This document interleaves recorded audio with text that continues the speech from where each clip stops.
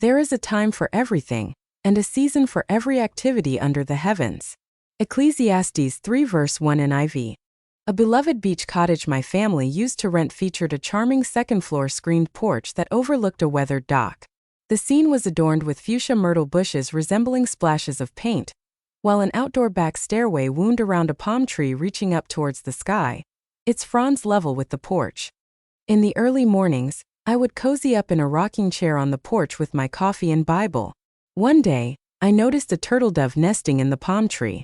As I observed her, she watched me back, revealing 2 tiny eggs nestled beneath her feathers.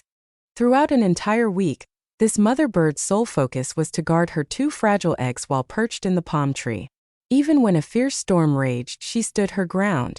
Despite children playing near her nest or other birds fluttering around, she remained unwavering. During that chapter of her life, she remained steadfastly dedicated to her current duty. Just like the turtledove, we all experience different seasons in life, be it raising a child, looking after a parent, advancing in a career, or nurturing a marriage. Ecclesiastes 3 verse 1 says, "There is a time for everything, and a season for every activity under the heavens." The seasons form a significant aspect of God's magnificent plan for our planet. Winter, spring, summer, and fall. They also play a crucial role in God's intricate design for each of us, encompassing moments of happiness and sorrow, challenges and serenity, peaks and valleys, as well as beginnings and endings. Despite the season we may currently be experiencing, we can take comfort in knowing that God is constantly present by our side.